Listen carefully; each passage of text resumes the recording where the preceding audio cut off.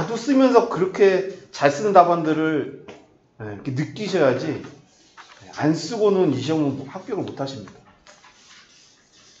그래서 매주 수업을 꼭 나오시라고 하는 게 혼자 쓰기 힘들거든요. 그래서 어떻게든 주말 수업에 나오셔서 쓰셔야 됩니다. 이렇게 다 같이 안 모이면 쓰기가 힘들어요.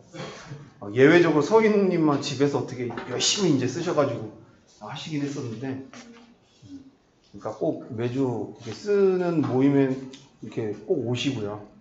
그래야 발전을 하십니다. 그 얘기를 꼭 해드리고 싶었고요. 제가 오늘 낸 문제는 1교시형 1번에서 7번까지 내고, 그리고 2교시에 1번부터 3번까지 냈습니다. 일단 프리집 보시면 뭐 내용들은 뭐 오늘 제가 뭐 이렇게 어렵게 내지는 않은 것 같은데, 내용 보시면 될 것 같아요. 일단 1번에 ITSM 장애 관리와 문제 관리를 냈고요. 저희 시험이 보면 예전 기수 때께 한 번씩 사이클로 돌아와요, 좀 문제들이. 그래서 제가 101회 때 정보관리에 출제했던 문제입니다. 물론 이거 똑같이 뭐 1교시 시험은 안 나오겠죠. 근데 ITIL의 핵심 그런 관리 문제이기 때문에 또 한 번 낼 수 있습니다. 그래서 문제를 냈고요. 인시던스는 아직 뭔가 중대하지 않은 거죠. 뭔가 좀 장애가 발생할 것 같은 거. 그런 게 인시던트라고 보시면 되겠고, 문제 관리는 근본적으로 해결해야 될 거. 들을 문제 관리, 프로블럼 관리라고 합니다. 그냥 단순히 말장난의 용어가 아니에요. ITIL에 딱 명확하게 정의되어 있는 용어에서 그냥 소설을 쓸 수 있는 문제가 아니었습니다. 그래서 이 그림을 보시면 좀 이해가 되실 거예요. 뭔가 서비스 데스크에 문제가 발생을 했어요. 그럼 이제 알려주면 인시던스 관리, 바로 즉각적으로 발생한 거에 대해서 처리를 하는 뭐 헬프데스크가 있겠죠. 이런 게 바로 처리를 하고 근본적으로 처리가 돼야 된다. 즉각적으로 처리가 안 되고 근본적으로 처리돼야 된다. 이런 거를 프로블럼 관리라고 합니다. 그래서 이 느낌에 맞게 쓰셨으면 뭐 컨텐츠가 좀 이상하더라도 제가 6점을 드렸고요. 근데 이거 아니고 그냥 이제 그냥 영문 해석해가지고 쓰신 분들은 점수가 좀 낮게 나갔을 거예요. 그래서 어떤 느낌인지 딱 요 그림만 잘 보시면 요거에 대해서는 이해하실 수 있을 거예요. 그래서 딱 이해를 해주시기 바라고요. 그 다음 2번 문제는 소공에 이 단어가 있나요? 프로젝트 관리로 푸신 분이 한 30분은 프로젝트 관리로 푸셨어요. 물론 이제 본 시험에서 나오면 민원도 거세요. 이건 정확하지 않았다. 민원 드세요. 근데 이제 공부 좀 오래 하신 분들은 다 이제 CAOS로 교차 상태 방지하기 위한 그런 도구로 푸셨습니다. 그래서 여기서는 프로세스와 자원 관리를 나타내는 그래프를 자원 할당 그래프라고 하죠. 그거를 낸 문제였어요. 그래서 프로세스와 자원과 그리고 요청선과 할당선으로 구성이 되어 있습니다. 이제 뭐 서브노트 보실 때 그냥 빠르게 휙하게 보셔가지고 그냥 버텍스 NG 이게 핵심은 아니에요. 요거를 다 쓰신 분들도 좀 있더라고요. 프로세스와 자원이 어떻게 요청해서 어떻게 할당되고 요게 핵심이거든요. 그걸로 좀 적어주시면 되겠고요. 얘는 출제된 적이 없어요.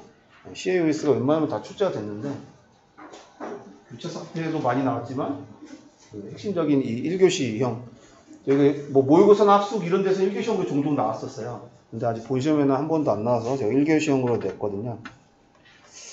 그래서 이런 상태는 교차 상태다. 서로 맞물려서 있을 때는 교차 상태다. 근데 이제 중간에 뭔가 할당돼서 빠져나가는 요소가 있으면 교차 상태가 아니다. 이런 걸 표시하기 위해서 하는 게 자원 할당 그래프입니다. 그래서 이거를 좀 봐주시고요. 교차 상태가 있을 때는 이런 그래프 예시가 되고 이렇게 빠지게 되면 교차 상태가 아닙니다.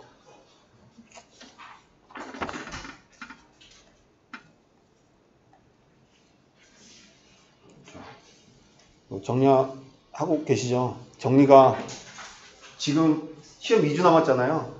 내가 봐야 될 것들만 빨리 뭐 어디 암기장이나 이런 데 빨리 적어 놓으시고 다시 또 디테일하게 지금 볼 시간은 없어요. 다음 시험 준비하시는 분들은 다음 학기 때 또 하시면 될 것 같습니다. 같이. 그때는 조금 더 깊게 할 수 있을 것 같아요. 이번 상반기는 좀 시험이 빨리빨리 있다 보니까 좀 못했는데 일단은 다음 주 시험만 일단 생각해서 봐주세요. 그 다음에 동적 프로그래밍. 이것도 참 동적 제일 싫습니다. 저는 이제 알고리즘으로 다 하실 줄 알았는데 진짜 동적 프로그래밍으로 쓰셨더라고요. 변수 할당 받아가지고 그렇게 쓰신 분이 또 한 30%가 그렇게 쓰셨어요. 근데 이제 알고리즘이나 공부하신 분들은 메모리제이션으로 해서 분할과 반복을 해서 하는 알고리즘으로 쓰셨습니다.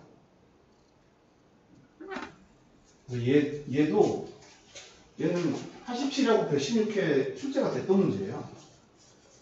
이걸 그렇게 저희 토픽에도 있는 문제라서 다른 걸 쓰셨으면 조금 난감했습니다. 이거는. 그래서 최적성 원리 문제에 대해서 부분 반복 문제를 해결하기 위한 최적화된 알고리즘입니다. 이렇게 보시면 이렇게 분할과 정복을 해서 뭔가 이게 중복되는 걸 좀 다시 추리는 거예요. 요걸 이제 메모리제이션이라고 하거든요.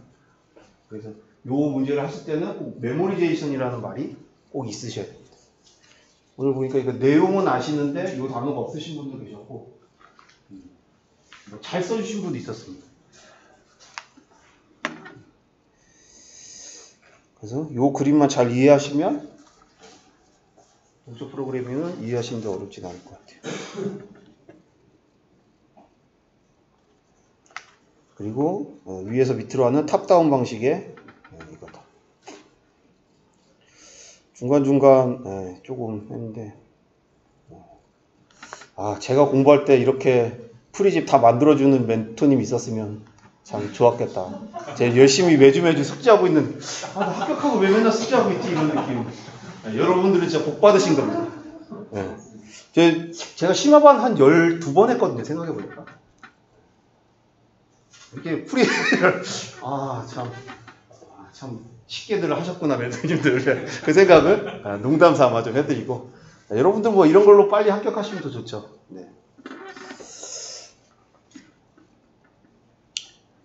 그 다음에 엣지 컴퓨팅. 엣지 컴퓨팅은 최근에 2번이나 나왔어요. 그래서 저는 문제가 어려울 걸 대비해서 하나 정도는 좀 건들 수 있는 문제 하나 넣는다고 넣어드렸거든요. 그래도 이거를 어렵지 않은 개념인데 정확히 못 쓰신 분들이 많고요. 최근에 2번 나왔다고 해서 안 나온다는 게 아니고 이런 문제들은 더 깊게 내가 좀 준비하고 계셔야 돼요. 굉장히 트렌드고 요즘 신문가도 굉장히 많이 나오고 있어요. 얘기가 클라우드에서 5G까지 연결해서 많이 나오고 있는 용어라서 그러니까 정의가 정확해야 될 것 같고 이런 문제는 나오면 누구든 건들 거란 말이에요. 그럴수록 더 신중하게 정확하게 적어주셔야 돼요. 그냥 그림 서브노트 그림은 봤어가지고 그냥 나 나름대로 막 그리고 이러시면 안 될 것 같아요. 그래서 기기랑 가까운 연결되는 컴퓨팅을 만드는 게 엣지 컴퓨팅이죠. 이것도 그림이 빠졌네. 그러니까 데이터 센터가 멀리 물리적으로 떨어져 있는 거를 가깝게 가져와서 제공하는 서비스를 엣지 컴퓨팅이라고 합니다. 모바일 엣지 컴퓨팅도 시험 문제 나왔었고요. 엣지 컴퓨팅도 1교시용으로 나왔었고요. 내용 자체는 어렵진 않아요.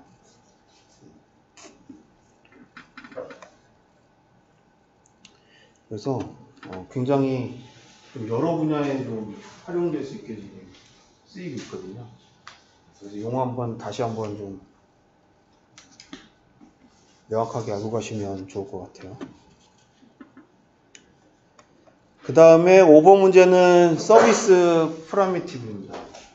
이거는 출제된 적은 없어요. 출제된 적은 없는데 네트워크의 계층을 얘기할 때 OSI 7레이어는 워낙 기본적인 토픽이고 많이들 준비하시고 계시지만 얘가 그 더 기본적인 그런 원리에 대한 그런 개념이거든요. 그래서 서비스 이용자하고 제공자 간의 상호 동작 시 어떻게 작동을 한다라고 이렇게 서로 연동 규약을 만들어 놓은 거를 서비스 프리미티브라고 합니다. 그래서 얘는 딱 요 4개만 나오면 돼요. 리퀘스트, 인디케이션, 레스폰스, 요 4개로 해서 답을 써주시면 되겠고요. 요 4개로 이제 적으시는 분도 계시고, 이게 보통 이걸 외우면 이 4개만 외우시거든요. 근데 어떤 분은 6.5점이고 어떤 분은 5점이고 그래요. 왜 그럴까요? 자, 5점인 분 예시를 드리면 그냥 이거 반복해서 계속 써요. 정의에도 4개로 이어졌고 그림에도 4개로 간다. 여기도 4개로 간다. 이렇게 쓰신 분은 5점이고요. 그러니까 되게 궁금하지 않아요? 아, 똑같이 키워드 4개, 5개 외웠는데 왜 저분은 6.7점이고 나는 5점이야. 그거를 잘 한번 파악하셔야 되는데 잘 쓰신 분들은 이렇게 깊게 뭔가 더 쓰시는 거죠. 깊게 쓸 수 있다는 건 뭐냐면 단순 외운 게 아니에요. 이해를 하고 계세요. 이해를 하고 있으니까 내가 준비 안 했더라도 이 깊게 토픽들이 나와요. 그냥 앞에 글자 구음으로 4글자 외웠잖아요. 쓸 게 없어요. 그걸 좀 느끼셨으면 좋겠어요. 나는 공부 오래 하고 막 해서 나는 구음으로 이거 외우고 있어. 근데 정작 쓸 때는 쓸 게 없는 거죠. 그래서 한 번 보실 때 좀 정확하고 이해해서 보시는 게 중요해요. 처음부터 그냥 구음으로 외우는 게 아니고. 그래서 혹시나 다음 시험 요번에 조금 힘들 것 같다 하신 분은 다음에 다시 또 보실 거잖아요. 그때는 하나를 보더라도 정확하게 이해해서 보시는 걸 추천드려요. 이번 상반기는 워낙 시험이 짧다 보니까 계속 빠르게 반복하느라 깊게 못 보신 부분이 있을 텐데 하반기에 만약 같이 하시게 되면 이게 좀 그때는 이제 주간 토픽도 그렇게 많지 않을 거거든요. 그때는 이제 하나씩 천천히 보더라도 하나씩 좀 깊게 보시는 거를 좀 추천을 드릴게요. 그래서 오늘은 쓰신 분들은 일단 뭐 이거에 대해서 잘 쓰신 것 같아요. 그래서 얘도 이제 미출 때 됐던 부분이니까 네트워크의 용어들 거의 나왔어요. 근데 얘는 이제 출제가 안 됐었으니까 기본적으로 좀 알고 계시면 될 것 같습니다. 그 다음에 TCB입니다. 이것도 어렵진 않은 거였어요. 프로세스 내용 저장하는 거 어디예요? PCB죠. 스레드 내용 저장하는 거 어디예요? TCB예요. 근데 정의가 어떻게 이렇게 소설들을 잘 쓰시는지 어떻게 이렇게 써주시지? 전혀 어렵지 않고 저는 이게 좀 쉽게 써주실 수 있을 거라 생각을 했는데 조금 아쉬웠습니다. 그래서 프로세스 안에 스레드가 여러 개 돌잖아요. 그 스레드 내용이 들어있는 게 TCB, 프로세스 정보를 저장하는 게 PCB. 우리가 컨텍스트 스위칭을 하든 간에 그 블럭에 대한 정보를 저장하고 있잖아요. 그게 PCB입니다.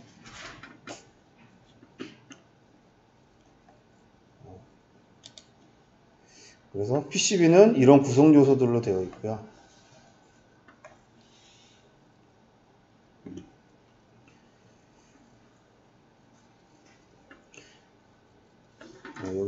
여기 빠졌네. PCB는 PID라는 게 있고 얘는 TID라는 게 있어요. 그것도 꼭 같이 해서 알아두시면 될 것 같아요.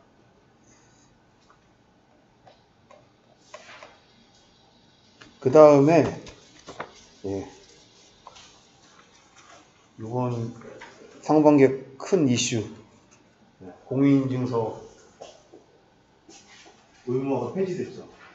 전자상법 개정안이 이제 나올 건데요. 6월 달에 일단 개정안이 한번 나오고 그 다음에 12월 달에 또 바뀔 게 아직 다 통과돼서 이건 아닌 것 같아요. 그게 5월 20일 날 국회 통과했거든요. 그래서 입법 예고로 들어간 상황이에요. 그래서 요번에 솔직히 나올지 안 나올지 잘 모르겠어요. 근데 이런 느낌에 이거는 물어볼 것 같아요. 그래서 만약 공인인증서 관련 문제가 나왔다 그러면 전자서명법이 이런 개정안을 지금 갖고 있다. 그걸 쓰면 해서 문제를 냈습니다. 이게 아직 법에 딱 적용된 건 아니에요. 5월 20일 날 그냥 국회만 통과했어요. 그러면 지금 이제 저희 법령센터 있잖아요. 거기 보면 2020년 12월에 개정된다고 돼 있어요.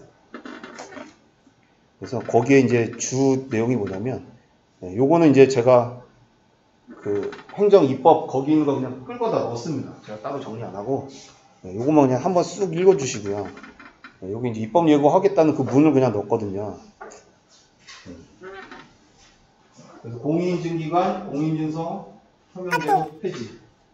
조 한까지 알아두시면 더 좋아요. 법 문제는 소설을 쓸 수 있는 문제가 아니에요. 오늘은 뭐 어느 정도 느낌만 있으면 제가 점수를 드리긴 했는데, 법에 대한 문제는 딱 조 한까지 해서 명확하게 아실 때만 건드시는 게 좋습니다.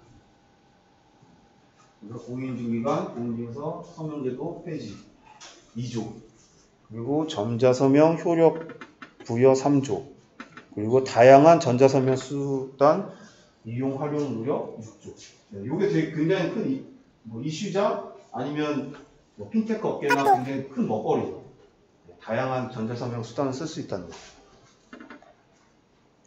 그리고 전자서명 인증 업무 운영기준 준수사실 인정제도 도입 7조부터 13조. 그리고 전자서명 인증 업무 규칙 작성 및 개시 및 준수 15조. 이렇게 있습니다. 여기 자료들을 보면 요 얘기가 나온 지는 거의 한 2년 됐어요. 그래서 요 안들이 찾아보면 좀 여러 가지로 좀 나눠져 있어요. 어디 보면 이렇게 좀 바뀌어 있고, 어디 보면 이렇게 좀 바뀌어 있고, 그러긴 하거든요. 그래서 저는 요거는 요건 입법 예고 거기서 이제 붙여다가 바로 하나의 가공 없이 그냥 딱 넣기 때문에 요거를 한번 좀 보시고 준비해 주시면 될 것 같아요.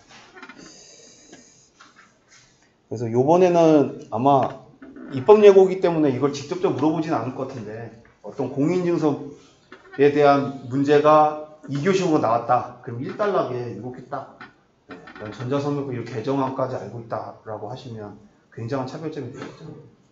이렇게 봐주시면 되고, 제가 보기에는 하반기에 이제 개정되고 입법되면 시험 제가 보기에는 1순위 문제입니다. 전자서명법. 네, 그렇게 감안하셔서 준비하시면 될 것 같아요. 네, 이렇게 해서 1교시를 채점을 했고요. 그 다음에 2교시는 일단 1번은 유전자 알고리즘을 냈고 한 3분 정도가 문제를 선택해 주셨습니다. 얘는 80회하고 113회 정보관리에 출제가 됐어요. 한 번 정도 또 나올 수 있는 문제입니다. 유전자 알고리즘도 들어가면 굉장히 깊거든요. 학문적으로.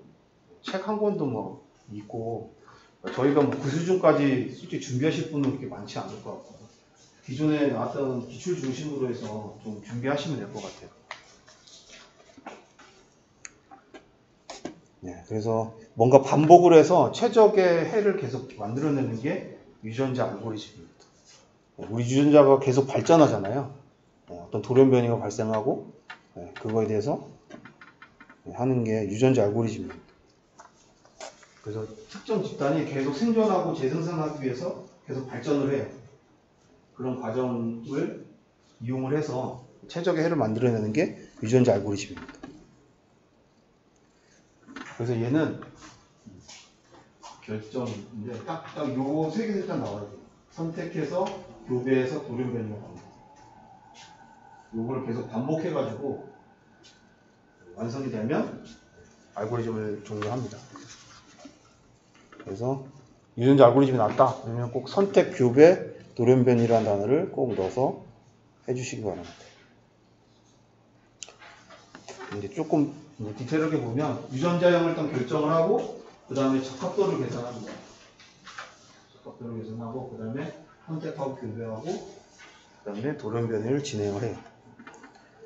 그래서 예전에 113회 룰렛 휠 선택을 물어봤었어요. 이게 선택 기법의 하나입니다. 여러 가지 룰을 돌려보고서 선택될 확률을 찾아내는 게 룰렛 휠 선택이죠.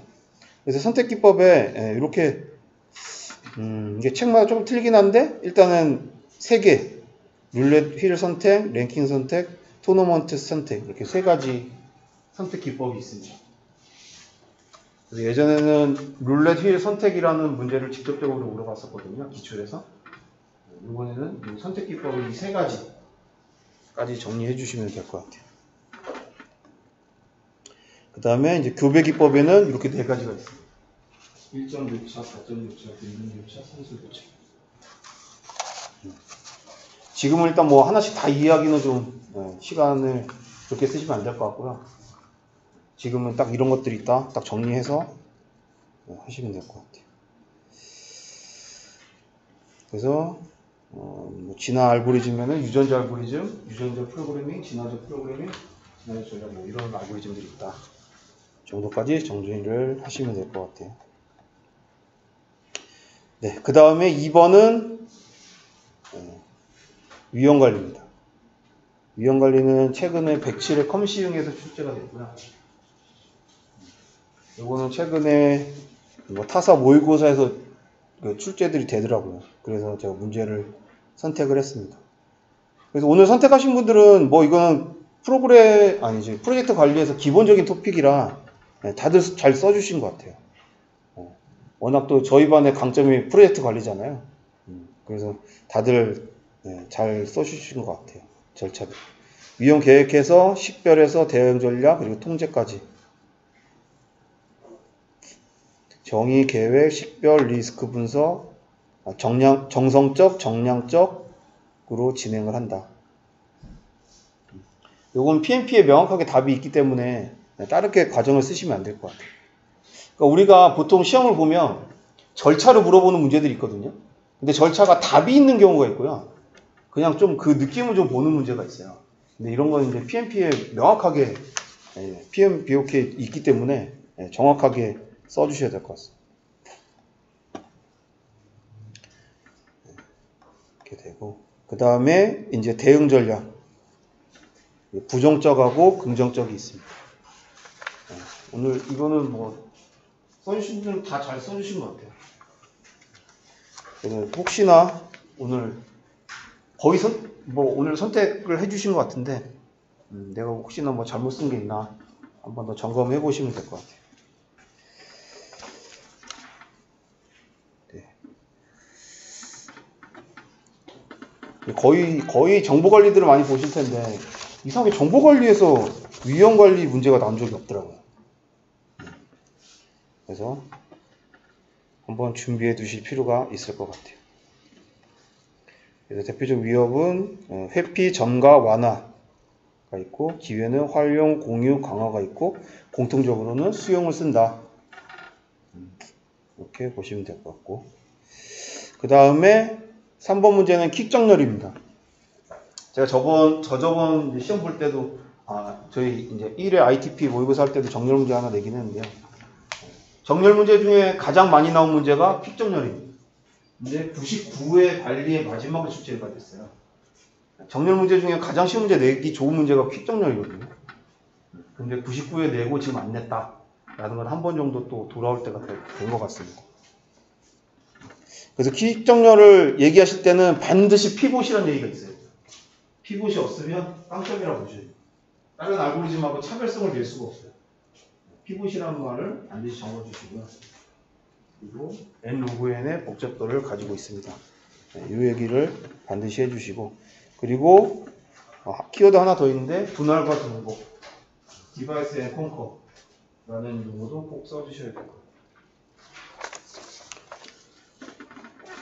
그래서 뭐 이 알고리즘이 어렵진 않아요. 대신 피봇을 어떻게 잡느냐가 가장 핵심이죠. 그러니까 좀 중간점 될 거를 피봇을 잡고 연산을 돌려주시면 되는데 중간을 안 잡고 조금 너무 큰 걸 잡아버린다거나 너무 작은 걸 잡아버리면 연산이 복잡도가 더 늘어나겠죠. 그래서 여기서는 문제에서는 20을 피봇 잡아주기를 좀 원해서 풀었는데 오늘 대다수가 27을 피봇 잡고 돌리신 분들이 좀 있고요. 뭐 물론 틀렸다고는 안 했습니다. 27을 잡으신 것 같고 그리고 그냥 가운데 있으니까 62 잡고 피봇을 올리면 이게 되나요? 62로 피봇이? 네? 제일 큰 수인데. 그래서 가장 중간치 되는 것을 피봇을 잡고 좌우를 쪼개서 이렇게 하는 거죠. 그래서 비교해서 가시면 돼요.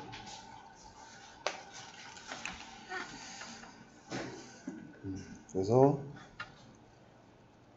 여기 보시면 뭐 이렇게 어렵진 않아요.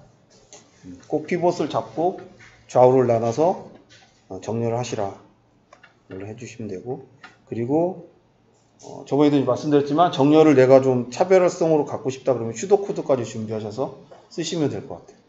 오늘도 푸신 분들 슈도 코드 많이 쓰셨더라고요. 물론 뭐 맞았는지 안 맞았는지까지는 제가 안 봤는데 일단 있다는 자체가 차별성은 될 것 같아요. 그래서 정렬 문제 나오면 슈도 코드 정도 내주시면 좋을 것 같습니다.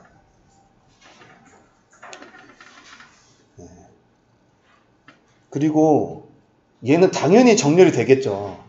막 정렬하다가 안 되면 그냥 막 그어놓고 끝에다 그냥 정렬 답만 쓰시는데, 물론 뭐 내가 잘 모르겠다거나 시간이 없다 그러면 그렇게라도 쓰시고 나온 게 맞는데, 내가 잘 안다 하면은 중간 과정 다 생략하고 답만, 당연히 답은 순서대로 놔두면 답이겠죠.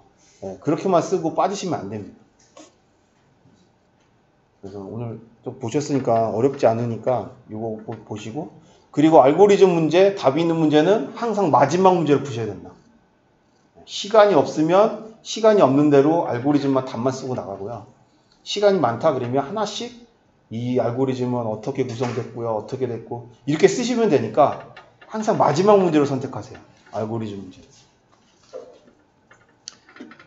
네, 그래서 이번에 정렬 문제가 하나 나올 것 같은데요. 제가 느낌에는. 최근에 이상하게 안 나왔어요. 물론 이제 인공지능이 이제 워낙 대세다 보니까 그쪽이 나오긴 하는데, 일단 정통적으로 많이 나왔던 문제거든요. 그래서 마지막 2주 돌리실 때 정렬은 한번 보시는 게 좋을 것 같습니다. 네, 저는 여기까지 마치고 다음 쉬었다 하시겠어요? 아니면? 지금 바로 준이 나보고 빨리 끝내라고. 네, 바로 할게요. 네.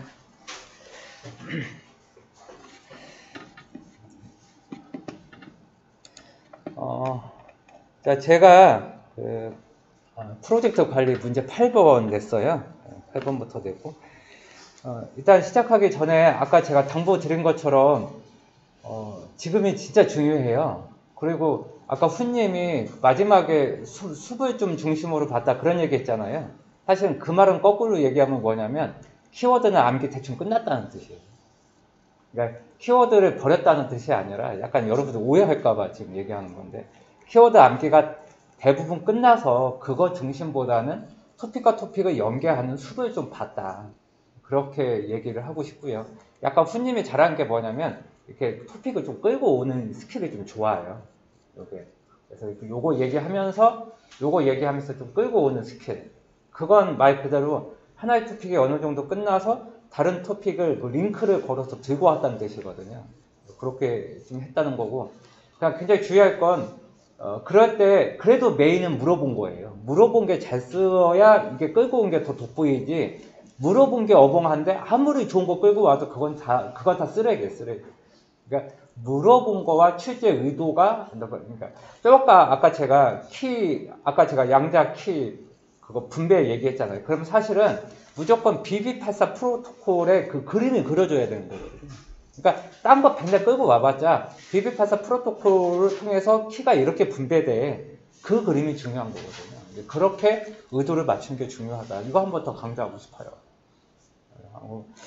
자, 그 다음에 한 번 더 얘기하지만, 제가 78을 붙을 때도 그때도 얘기한 것처럼 8박 9일 동안 준비했거든요. 그러니까 6일 동안 휴가 냈어요.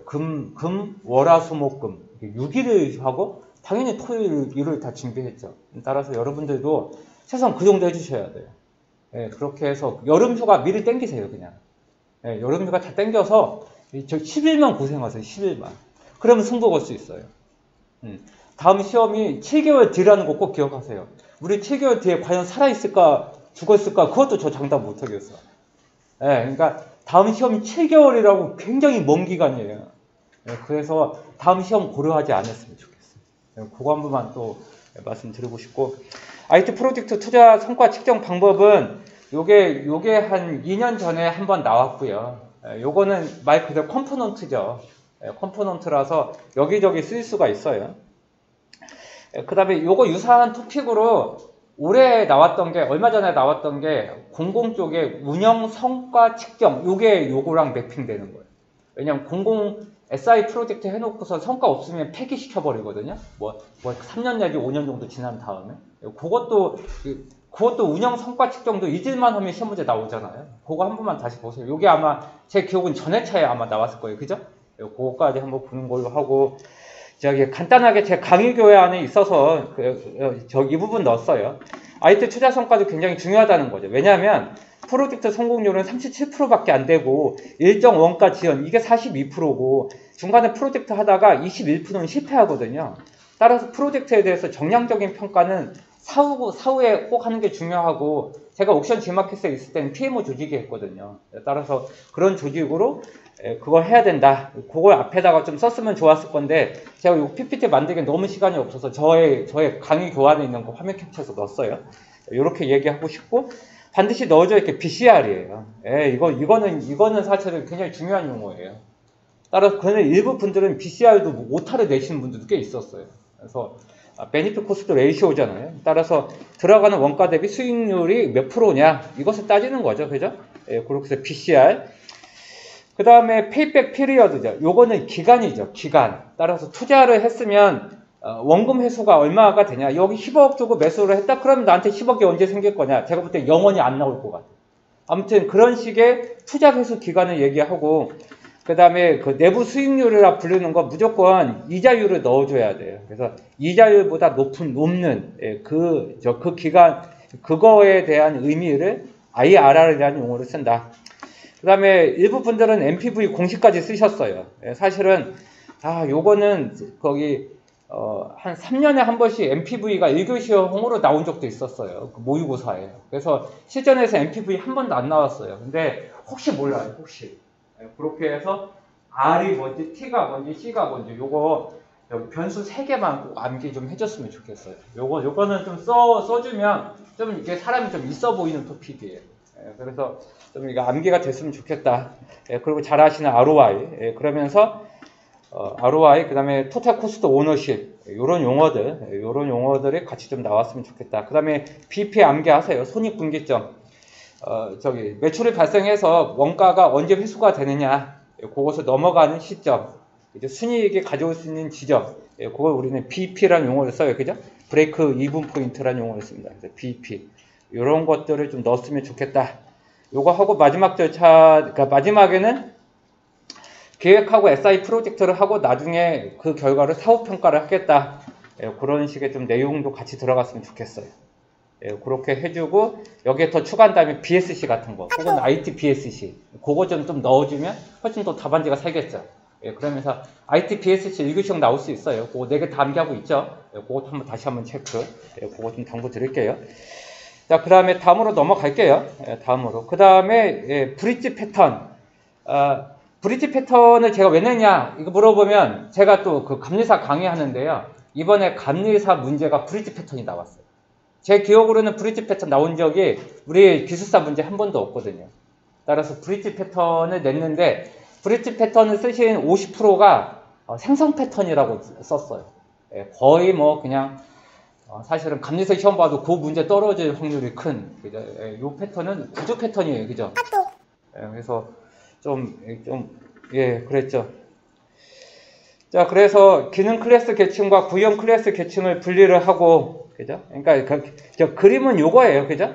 그림은 요거예요. 그죠? 그림은. 그래서 추상화 부분을 다른 말로 뭐라 부르냐면 기능적인 부분, 기능적 레이어. 그 다음 구현 계층, 그죠? 구현 계층. 그러니까 우리가 말하는 임플리테이션 부분, 혹은 우리가 말하는 콘크리트 클래스라고 부분. 이게 서로 교차가 되는 거죠. 애니멀의 추상 클래스에서 상속을 받아서 퍼슨, 피쉬, 버드 이런 것을 구현을 하고, 구현 부분에 무브 로직의 워크, 스임, 플라이 같은 것을 또 상속을 받는 거죠. 얘도 상속받고 얘도 상속받고 서로 연결해 주는 거죠. 예, 교차로 이게 브릿지 역할을 해주는 거죠. 따라서 이 그림만 그렸어도 괜찮을 것 같고, 제 기억으로는 기술사 시즌2에 박주영 기술사님이 강의한 것도 아마 있었을 거고, 제가 강의한 부분도 있었을 거고, 그 다음에 아마 특강 완통가에서도 거기 권혁대 기술사가 강의한 부분도 있었을 거예요. 그래서 그런 부분들을 좀 소홀히 안 했으면 좋겠어요. 그래서 좀 약한 부분은 좀 동영상이라도 좀 많이 들어줬으면 훨씬 더 이게 할 거예요. 예, 그렇게 해서 그 문제 냈고, 그 다음에 구성 요소로는 이런 게 있는데 아마 다 이해가 될 거예요. 예, 그렇게 해서 여기에 대해서 상속받고 여기에 대해서 상속받고, 사실 키워드가 상속이에요. 예, 그렇게 해서 추상화 부분과 구현 부분도 각각 상속을 받아서 확장을 하는 이런 식의 구조 패턴이다. 이렇게 하고, 여기에 키워드 두 가지는 무조건 나와줘야 돼요. 예, 처음에 뭐다? 추상화 부분과 구현 부분. 예, 요거 없으면 빵점이에요. 반드시 추상화 레이어와 구현 레이어를 연결을 해준다는 개념. 예, 그건 절대 까먹으면 안 됩니다. 이번 2020년도 2주 전에 감리사 문제에 나왔던 문제라서 제가 한번 했는데, 요거 쓰신 분들 중에 60%가 틀렸어요. 혹은 60%가 좀 이렇게 점수가 낮았어요. 그래서 쉬운 토픽은 없다. 혹은 쉬운 토픽도 잘 쓰기는 건 생각보다 어렵다는 걸 한 번 더 확인할 수 있는 그런 시간이었어요. 그 다음에 소프트웨어 클린 아키텍처. 소프트웨어 클린 아키텍처를 가 모의고사 기출에서 나온 적은 단 한 번도 없어요. 예, 맞아요. 이 토픽은 제가 아마 우리 지금 모의고사 10몇 년 동안에 나왔던 문제에 전혀 없어요. 제가 한번 검색 다 해봤거든요.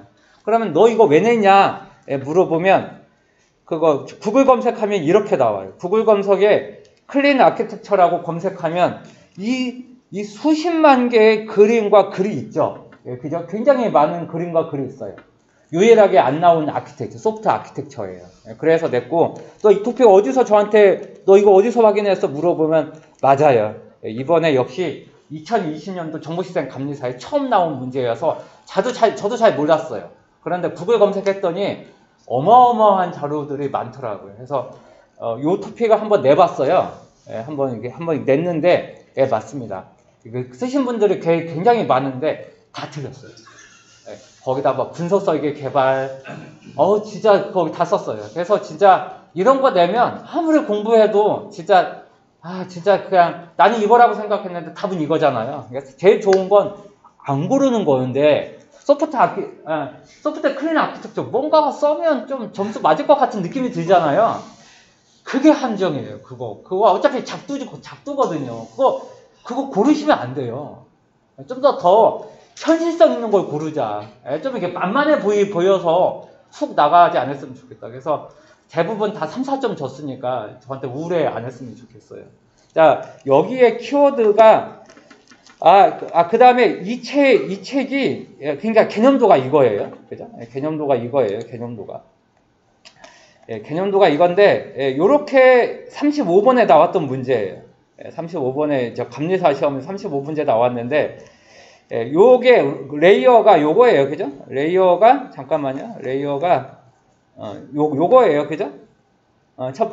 제 안에 있는 게 엔티티 레이어, 그 다음에 유즈 케이스 레이어, 그 다음에 그죠?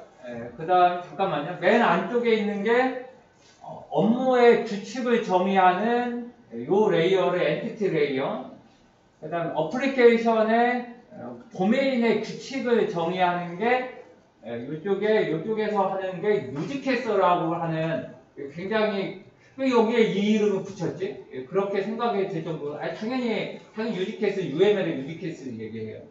요거에 대해서 정의하는 레이어가 있고, 그 다음에 외부하고 연결을 해주는 인터페이스 어댑터에 해당하는 게 여기죠. 그것은 다른 말로는 게이트웨이 혹은 인터페이스 어댑터 레이어라고 하는 이름을 붙였고, 마지막에는 우리가 말하는 소프트 아키텍처 프레임워크 이런 거예요. 그 다음에 외부하고 연결하는 드라이버. 이상하죠? 소프트 아키텍처나 이런 부분은 좀 밑에 있을 것 같은데, 오히려 그게 비즈니스 로직하고 연결되니까 밖으로 확 뺐어요. 이렇게 해서 이제 4가지 이게 좀 추상적이고 복잡하잖아요. 이게 왜 그러냐면, 이게 왜 그러냐면 제가 한번 이게 왜냐 복잡하지? 이렇게 제가 저기 궁금해 했는데 예, 검색을 해보니까 이런 거죠. 이런 거. 여기 모바일 쪽, 모바일. 그 다음에 백엔드 애저 서비스처럼 그 백엔드 땅. 이런 것까지 다 묶어버리다 보니까 굉장히 복잡하게 되어버린 거예요. 이 레이어가. 그죠? 예, 그렇게 이제 된 거고. 그래서 다시 제가 이해한 걸로 얘기를 하면 여러분들의 비즈니스나 이런 부분은 다 뭐를 붙였냐면 프레임워크와 드라이버라 붙였고 코어 쪽하고 연결을 하려고 연결을 해주는 게 인터페이스 어댑터라고 이름 붙였고 ITP 같은 업무 규칙, CRM 같은 업무 규칙 이런 식의 룰에 대한 걸 정의한 게 어플리케이션 업무 규칙이라고 불렀고 그 다음에 데이터베이스나 객체에 대한 정의한 부분은 엔터프라이즈 업무 규칙이라고 이름을 붙인 거예요. 그래서 엑기스는 좀 복잡한데 이거 처음 보는 사람 잘 이해 안 될 거. 저 이거 이해하려고 거의 1시간 동안 여기 구글 검색 같은 거 다 해봤거든요. 저 요거 하는데 1시간 걸렸어요. 그래서 이거에 대해서 왠지 시간이 얼마 없으니까 그래서 결론은 이거예요. 이거 반드시 요 단어가 나와줘야 돼. 엔티티 부분 아까 얘기한 유즈 케이스라고 하는 두 번째 레이어 세 번째가 인터페이스 어댑터 네 번째가 원서를 보면 프레임워크 앤 드라이브라고 하는 요 용어 요 네 가지의 계층을 소프트웨어 클린 아키텍처라고 누가 했냐면 그 사람의 사진이 없는데 그 52년생의 소프트 아키텍처 전문가가 있거든요. 그 사람의 저술에서 이게 쓴 거죠. 저술에서. 그리고 이제 제가 요 문제까지 연결해 놨어요. 문제까지 연결해 놨고 자 다시 얘기하면 잘 모르겠으면 요것만 암기하세요. 요거 방어 차원에서 방어 차원에서 요거에 대한 설명이 요거랑 하고 요렇게 나무테 같이 이렇게 나무테 같이 왜냐면 대부분 개념도는 다 이거잖아요. 이런 식의 나무테처럼 연결하는 이 그림을 뭐라고 부르냐면 그런 용어를 쓰더라고요. 헥사고날 아키텍처라는 용어를 쓰더라고요. 혹은 오니언 아키텍처. 이것을 수십 년 동안 되어 있는 걸 모바일과 PC를 모두 다 통합한 아키텍처. 이게 바로 소프트웨어 클린 아키텍처가 된다라고 그 책이나 원서는 그렇게 정의했더라고요. 자, 이 시험 문제가 한 번도 안 나왔으니까 버릴 거다 이렇게 생각하지 마시고 방어 차원에서 왜냐하면 구글 검색하면 너무나 많은 자료가 이렇게 보이기 때문에 한 번씩 나올 수도 있겠다. 왜냐하면 감리사 시험에 나왔다는 건 한 번 정도 나올 수가 있거든요. 왜냐하면 취재자를 한번 봅니다. 같이. 그렇게 봐줬으면 좋겠어요. 자, 다음으로 갈게요.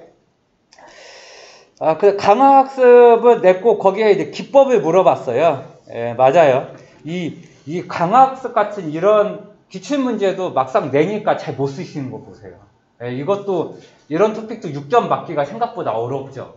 이렇게 뻔히 아는 것 같은데도 어렵죠. 그렇게 해서 이게 보통 많이 쓰는 개념도예요. 그죠? 해당하는 상태에 가장 가능성이 높은 거에 맞추면 리워드를 통해서 어떤 문제를 해결을 하는 거죠. 그죠? 그래서 뭐 고양이 그림도 나오고 뭐 하지만 거기 키워드는 세 가지예요. 그죠? 스테이트, 액션, 리워드예요. 이 세 가지 용어는 무조건 있어야 돼. 그죠? 에이전트가 인식하는 어떤 상태, 이걸 S라 부르고 그때 어떤 행위, 이걸 액션이라 부르고 그때 어떤 확률이 높거나 그러면 포상값을 주잖아요. 이것을 우리는 리워드라는 용어를 쓰고 보통 R이라고 표기해요. 야, 요게 중요한 거죠. 이미 리인포스먼트 러닝은 이미 시험 문제 나왔고 그리고선 제가 이제 출제 예상 문제로 찍는 건 강화학습의 기법이죠. 그래서 이미 기출문제 나왔던 게 큐러닝은 이미 나왔잖아요. 큐러닝은 이미 한 2년 전쯤에 한번 나왔어요. 그죠? 근데 사실 큐러닝 안 쓰신 분들도 꽤 있었어요. 그래서 오히려 사실은 강화학습에서 유일하게 시험 문제 나온 건 기법은 큐러닝밖에 없는데 사실은. 그죠? 그거밖에 없는데 또 그거 안 쓰신 게 좀 아쉬웠고 그 다음에 1교시형으로 나올 수도 있다는 게 MDP. 그죠? 마르코프 결정 프로세스 요것도 MDP. 요것도 뭐다? 강학습이에요. 그죠? 강학습. 그래서 제가 MDP 검색 좀 해봤거든요. 이 그림이 나오더라고요. 이 그림이. 모험가가 그죠? 마르코프 디시전 프로세스를 이걸로 이제 표현을 한 거죠. 그때 어떤 상태, 아까 제가 무조건 상태는 S라고 표현했잖아요. 그러니까 룸 1번, 룸 2번. 요거는 S로 표현이 된 거예요.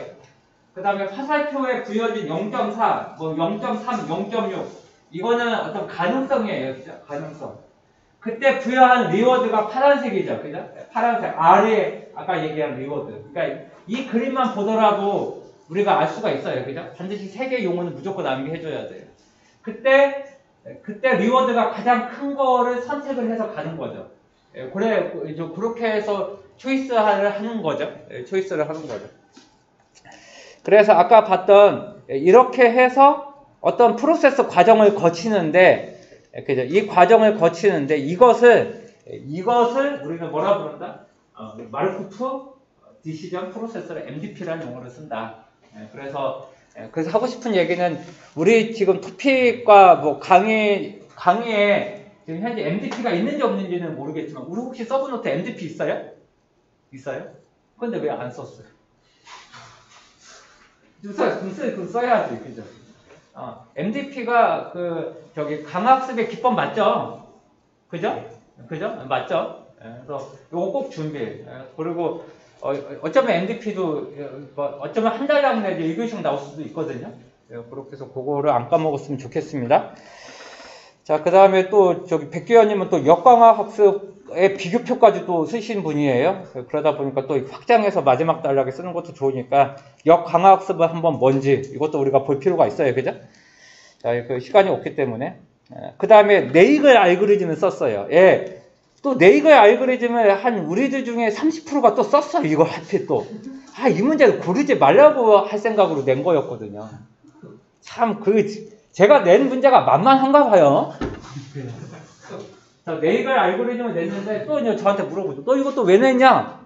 왜냐면 제가 또 네이글 알고리즘을 또 10몇 년 동안 또 기출문제 모의고사 합숙 다 검색했거든요. 나온 적 단 한 번도 없어요. 그럼 이 문제 왜 냈냐? 예, 맞아요. 요것도 이번에 감리사 시험에 나온 거예요. 그런데 감리사 시험에 나왔다고 제가 무조건 내는 게 아니죠. 한번 검색해서 나올 가능성이 있다 이래서 낸 거예요. 그러니까 나올 가능성이 없으면 저 안 내요. 이거 냈는데 요겁니다. 요거. 그림은 요거예요. 그림 한번 보실래요? 이거입니다. 이거. 여러분들이 짧은 패킷을 보내면 항상 상대방은 거기에 에크 보내잖아요. 그러면 보낼 때와 받을 때 거기에 CRC 값, 뭐 페널티 비트, 각각의 헤더, 그러니까 가는 데이터보다 오히려 부가적으로 붙는 데이터가 훨씬 많다는 거죠. 그럴 바에는 이거를 한꺼번에 다 모아서 앞에 헤더 붙이고 CRC 보내고 한꺼번에 보내겠다는 거죠. 매번 보내고 받고 왕창 보내고 왕창 에크날려지 보내고 이것보다는 덩어리로 뭉쳐서 한번 보내고 받겠다는 거죠. 이렇게 해서 그 트래픽을 작은 거는 오히려 빈번한 트래픽을 발생하니까 오히려 버퍼링해서 보내겠다는 거죠. 그죠? 버퍼링. 자, 따라서 요게 이제 엑기스예요. 그죠? 그래서 정의를 내리면 요거의 키워드는 TCP다. 이거에서 네트워크의 효율성을 높이기 위해서 작은 패킷은 가능하다면 모아가지고 큰 패킷으로 만들고 그리고 매번 연결하고 이럴 때마다 3웨이 핸드세이킹을 하고 에크 맞잖아요. 이 단점을 해결을 하고 이것을 보완한 한 번에 전송을 하는 거다. 다만 보낼 때 먼저 이것을 분석을 한다는 거죠. 먼저 보낼 때 이렇게 매번 한꺼번에 뭉쳐서 보내는 게 아니라 이걸 판단을 하는 거죠. 윈도우 사이즈를. 따라서 수신자의 윈도우 사이즈를 판단을 하고 맨 처음엔 한번 보내서 윈도우 사이즈를 확인을 하고 문제가 없으면 그 사이에 송신자는 버퍼에다가 작은 것을 모았다가 그럼 거기에 대해서 맨 처음 보낸 거에 대한 답변이 올 거니까 요때 버퍼링을 해서 한꺼번에 보내겠다. 이해가 되세요? 요 기법이죠. 요 기법. 요 기법이죠. 그래서 무조건 한 번은 보내서 그거 체크를 하고 그 다음부터는 뭉쳐서 보낸다. 그죠? 처음에는 윈도우 사이즈 확인, 그 사이에 그죠? 네이글 그러니까 n은 한 번 보내는 거고 에이글은 버퍼에 모았다는 뜻이에요, 그죠? 이렇게 해서 이렇게 이제 보내는 거다. 요거 보내고 그 다음에 결론.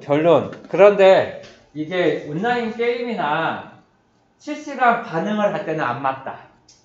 그러니까 게임하거나 워게임 하고 있는데 버퍼에 모으면 미칠 거예요 아마. 그래서 그런 게 아니라 요거는 또 그럴 때가 있다는 거죠. 그래서 C++의 소켓 프로그램에서는 설정하는 게 있죠. set 소켓 함수에 TCP no delay를 이렇게 해서 no delay를 설정을 하면 아까 이게 네이글 알고리즘을 미사용하는 걸 설정하는 거거든요.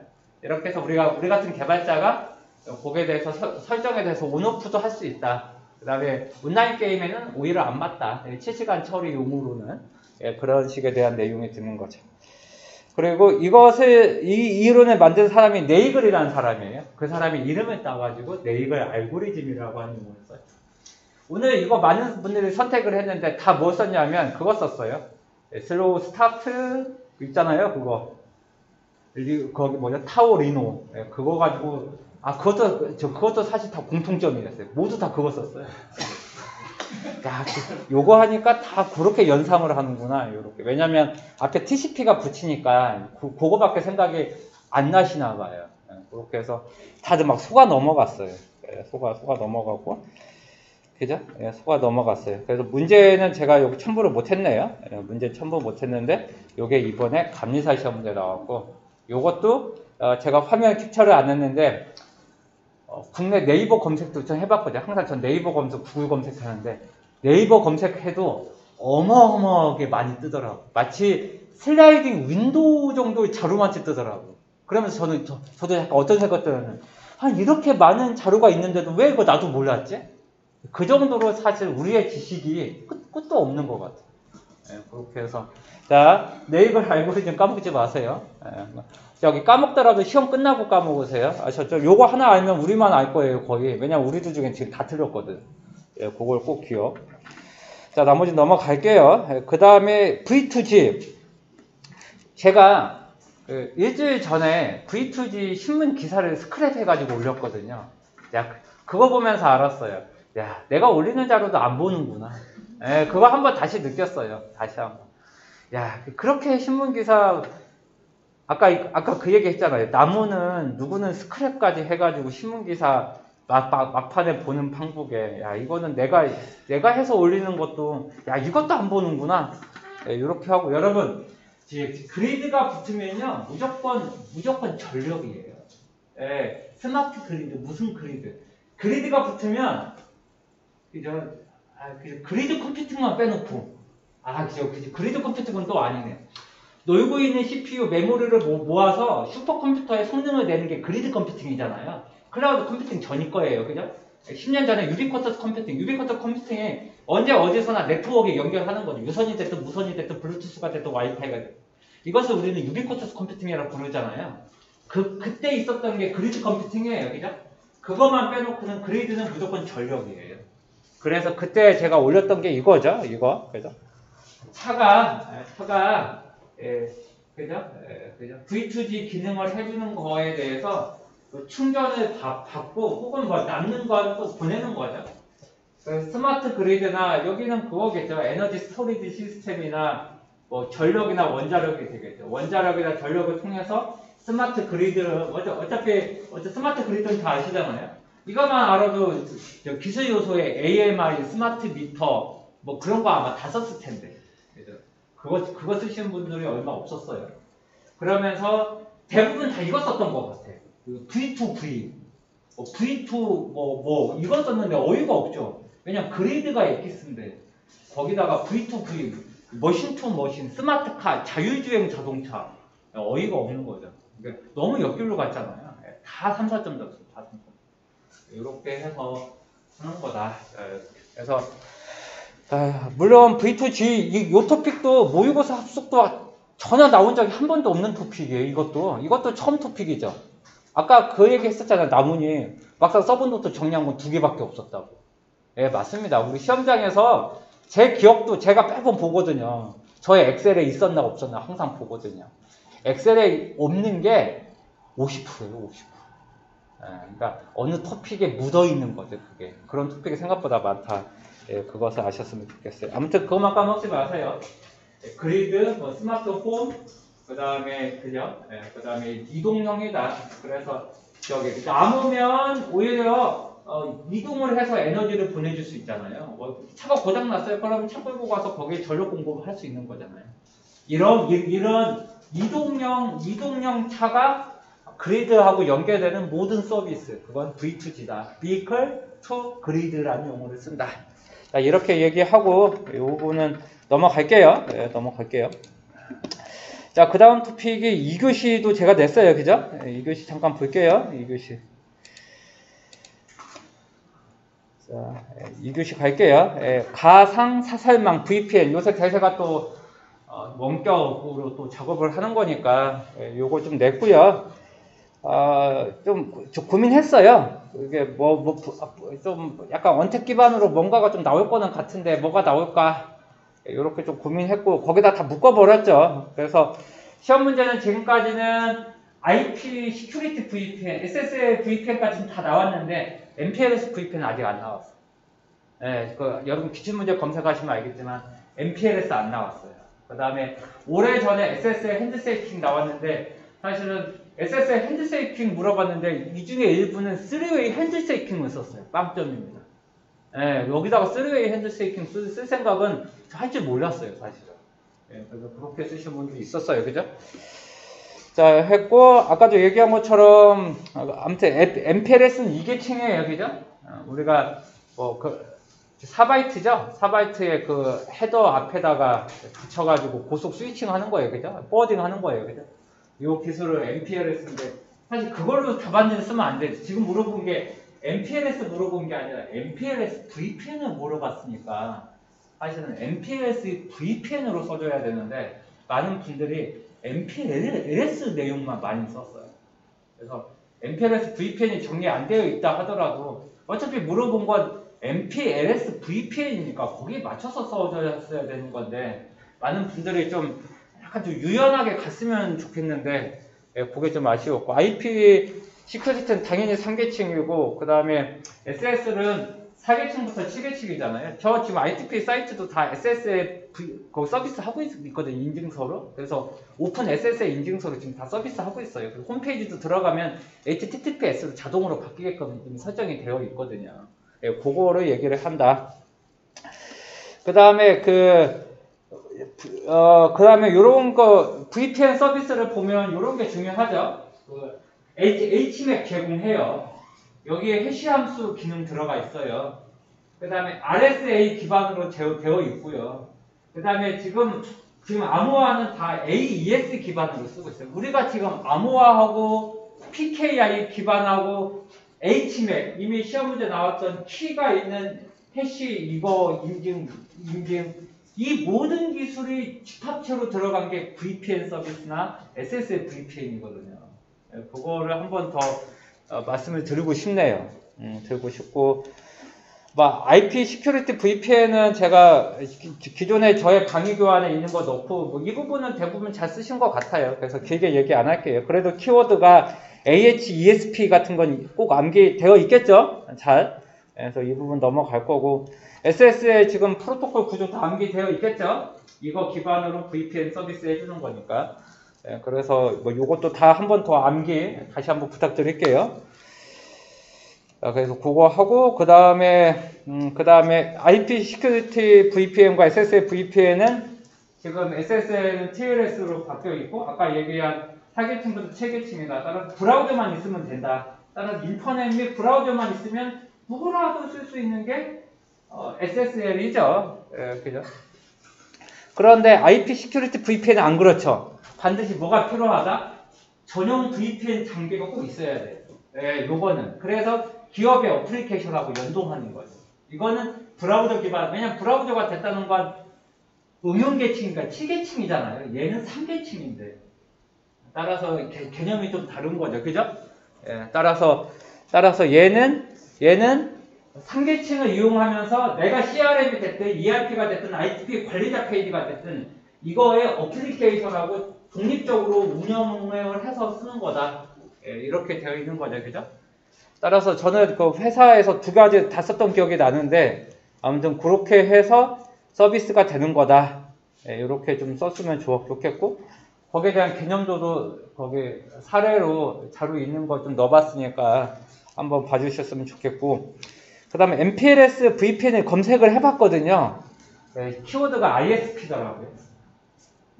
인터넷 서비스 프로바이더. 그러니까 MPLS VPN은 우리 같은 사용자가 하는 게 아니라 ISP 업체, KT가 됐든 AG U+가 됐든 그런 ISP 업체가 망사업자가 VPN 제공하겠다는 거예요.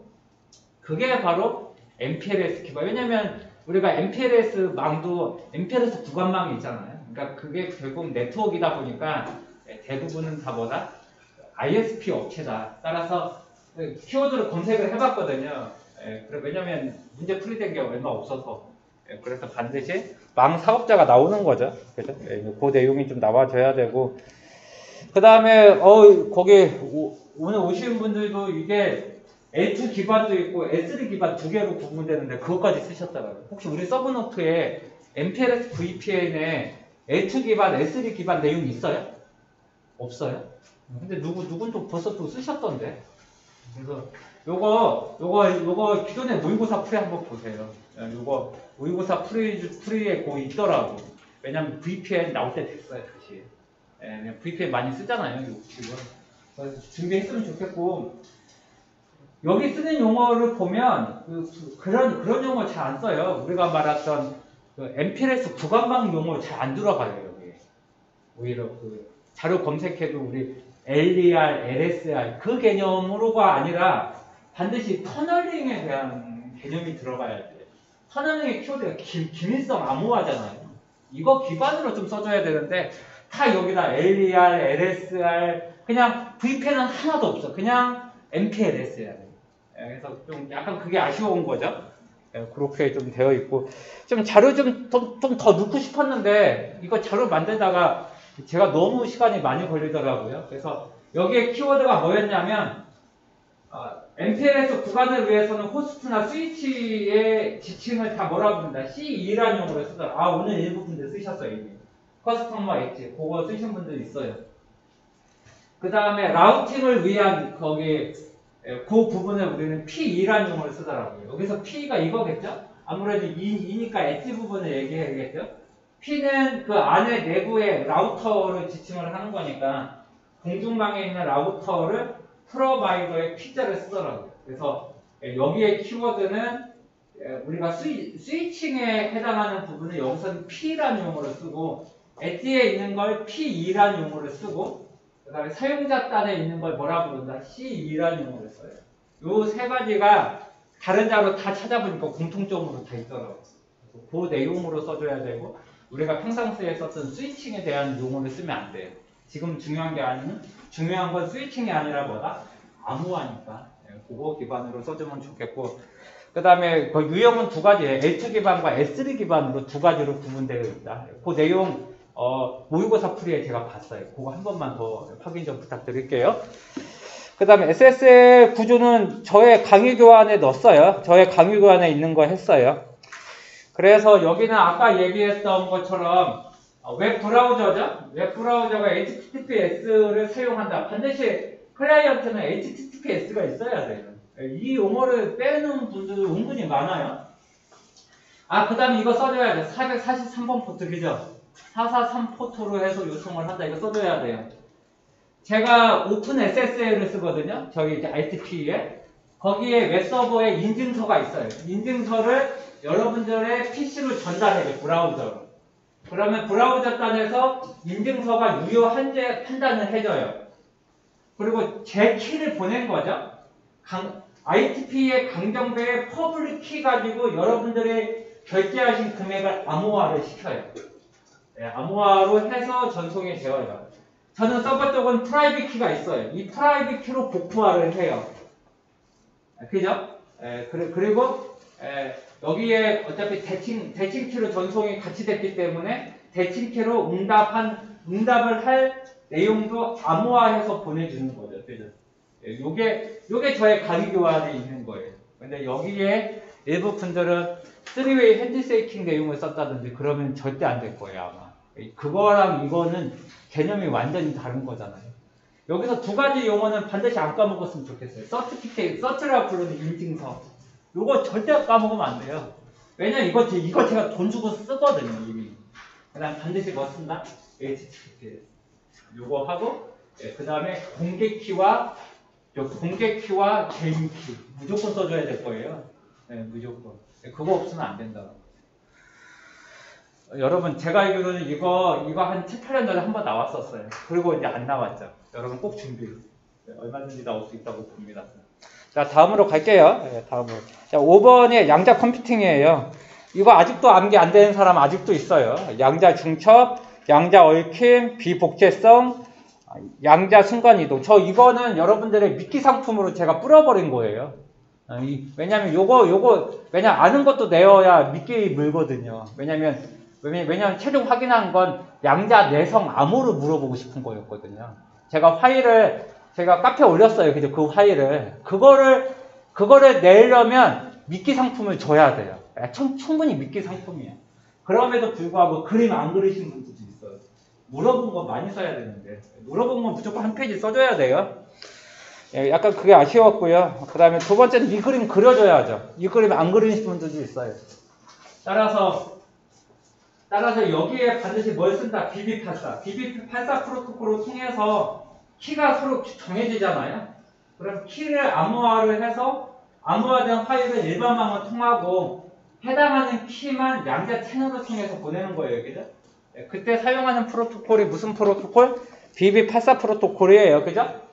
따라서 우리가 말하는 평강 필터, 따라서 송신자가 생성한 비트와 평강 필터, 강경배의 평강 필터와 박규영 기술사가 선택한 필터가 같으면 해당하는 키가 아웃풋으로 나오는 거죠. 두 개가 같으면 아웃풋으로 나와요. 그죠? 두 개가 같으면 아웃풋, 다르면 아웃풋이 안 나와요. 그래서 키는 1, 0, 0, 01이 되는 거고 이 키 가지고 보내려는 파일을 암호화해서 암호화는 되고 어디로 간다? 일반망. 이 키는 어디로 간다? 퀀텀 채널로. 그리고 반드시 이 BB84 그림을 그려줘야 됐었죠. 그죠? 됐었죠. 그런데 이거 어차피 그 동작 방식을 보여달라고 문제에 있었잖아요. 문제에 요거를 빼놓고선 키 어떻게 선택되는지 동작 방식 보여달라는 건데 이걸 안 쓴다는 건 말도 안 되는 거예요. 그래서 절반 정도는 썼고 절반 정도는 말을 때웠는데 여러분 합격은 10%예요. 적당히 쓰면 10%에 들어갈 수가 없어요. 따라서 붙기 위해서는 10% 안에 뭐든지 들어가야 돼요. 그래서 여러분들 쓸 때 생각해 보세요. 내가 지금 쓰고 있는 게 10% 안에 들어가는 품질인지 한번 생각해 봐. 그게 아니면 그 부분은 의미가 없는 거죠. 그걸 꼭 한번 고민해 보셨으면 좋겠고. 자, 그리고 양자 내성 암호는 신기하게 다 알고 계셨어요. 그래서 오히려 저는 이게 잘 모를 거라고 생각했는데.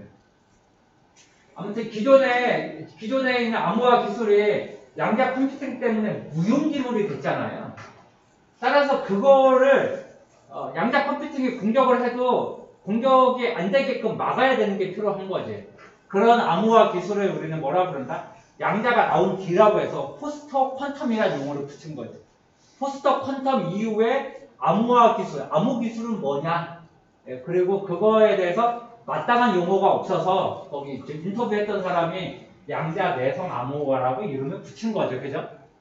따라서 양자 공격이 들어와도 깨지지 않게끔 하는 거지. 그렇게 정의가 내린 거고 그게 바로 PQC예요. PQC. 제가 알기로는 아마 모의고사도 거의 안 나왔던 것 같아요. 혹시 제가 이번 달 모의고사는 못 봤는데 혹시 이번 달 모의고사 이거 나왔나요? 예. 아, 그래요? 나왔는데 또 못 쓴 사람은 또 뭐?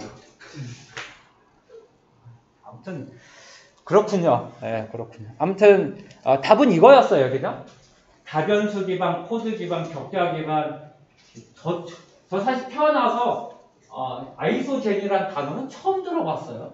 도대체 이 단어는 그냥 무슨 뜻일까라고 생각을 해가지고 좀 했던 기억이 나요.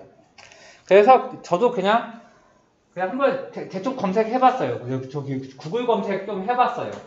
구글 했더니 다변수 기반은 무슨 뜻이냐면 그 다항식을 쓰고 변수가 몇백 개가 되는 거죠.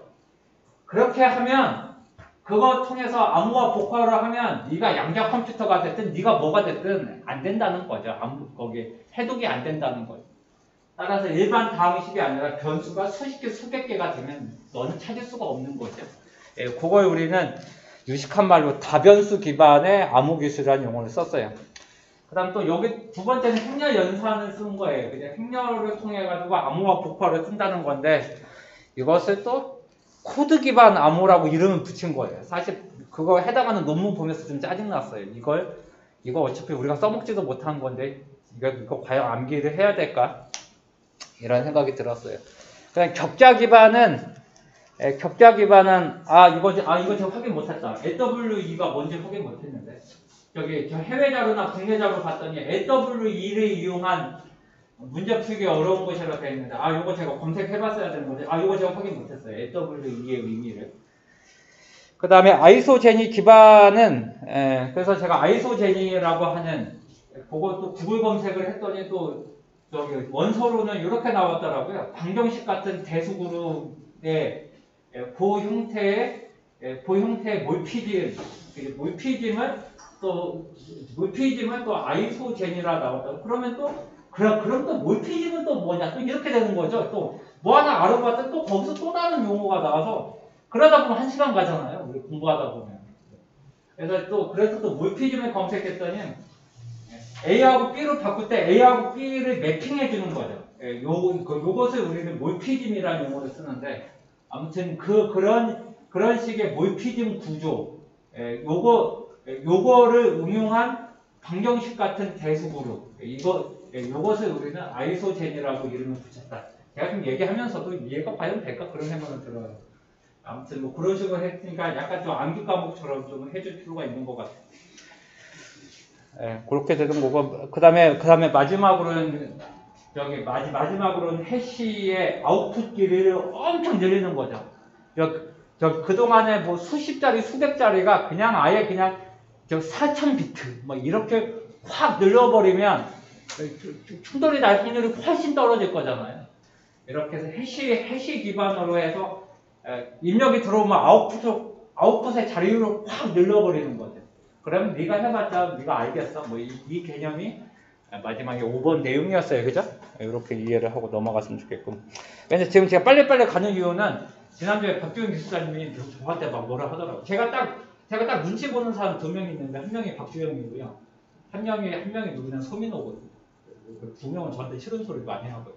그래서 제가 지난주에 시간 많이 끌었다고 뭐라 해서 제가 빨리 가는 거니까 좀 이해 좀 부탁드릴게요. 그 다음에 마스. 그 다음에 제가 발음하는 게 저게 맞는지 모르겠어요. 아무튼 마스인지 메스인지 아무튼 그냥 타스 이렇게 했는데요. 이제 결론은 MAS도 한 번도 안 나왔어요. 그죠? 사실 모의고사만 10번 나왔지 MAS 한 번도 안 나왔고요. MAS 요새 또 시험 문제 나올 것 같아서 검색해봤더니 또 그 옆에 또 타스가 나오더라고요. 그래서 뭐 시험에 나왔는지 안 나왔는지 제가 확인은 못했는데 아무튼 모의고사에 나왔는지 안 나왔는지 모르겠는데 결론 마스보다 더 큰 개념이 타스였어요. 그러니까 마스의 이동에 대한 서비스에 거기 더하기 운송, 뭐 화물 운송이 됐든 딜리버리가 됐든 뭐죠? 요새 뭐 커피 같은 거나 뭐 이렇게 하면 배송해 주잖아요. 그것까지 포함하는 게 트랜스포테이션 에지어 서비스였어요. 타스였어요. 그래서 마스도 안 나왔고 타스도 안 나왔잖아요. 그러면서 마스 써주면서 마지막에 타스 써주면 그래도 좀 점수 나오겠다. 이렇게 해서 모의고사 이번 주에 낸 게 뭐다? 타스였어요. 그리고 그 다음에 얼마 전에 그 타다 그거였잖아요. 그래서 사실은 얼마 전에 기사 보니까 기아차 그거 뭐죠? 거기 대형 사람들 많이 타는 차 뭐죠?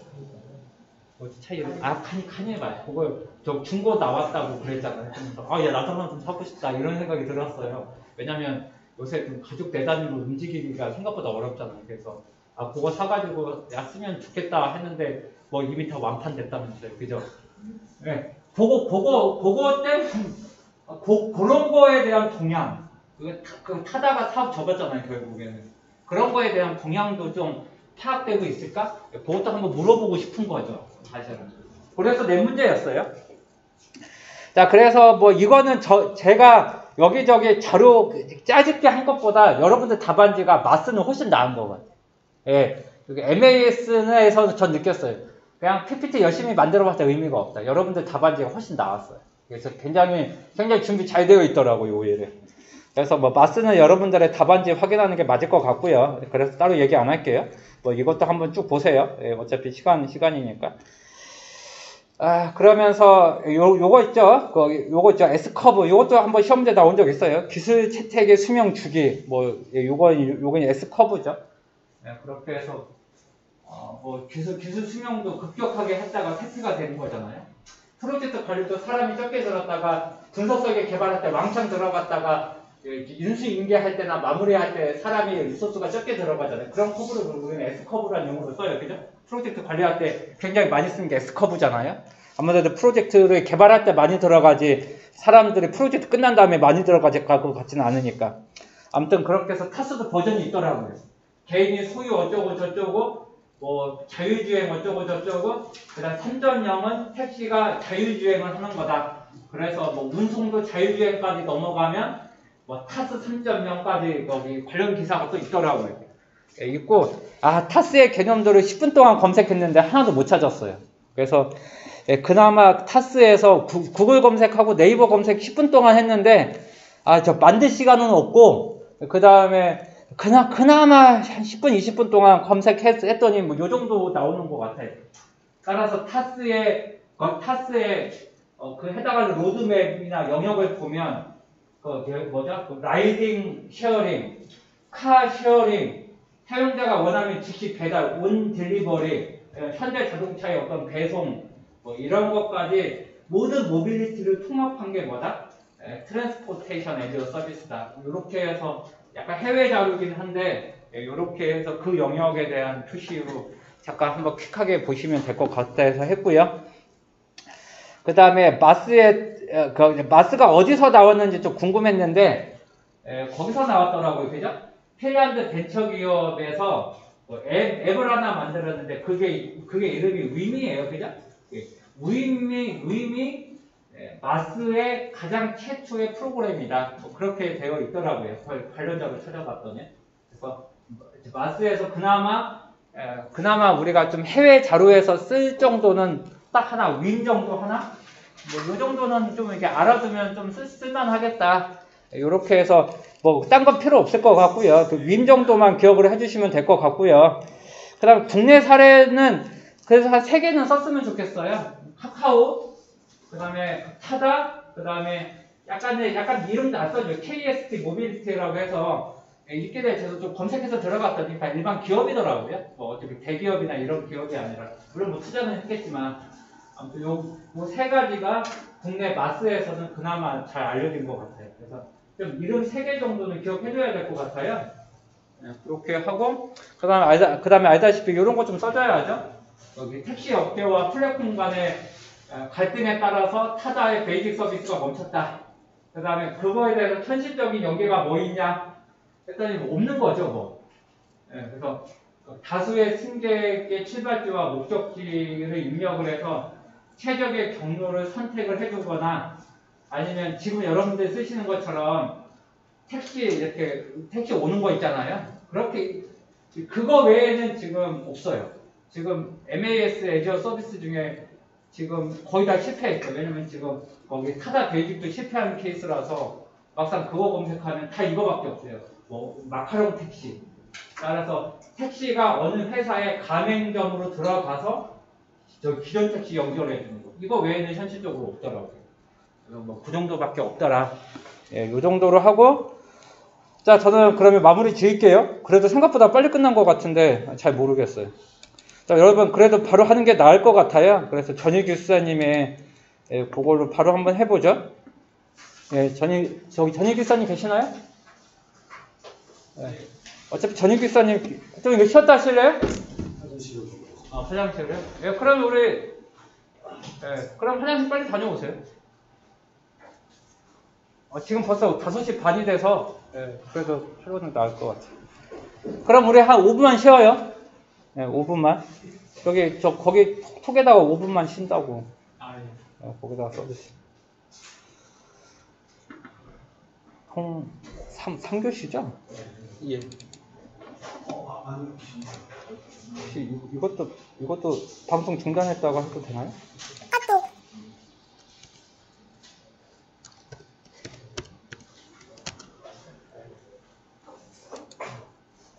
제가 알겠습니다. 네네. 그러면 방송 중단할게요. 예.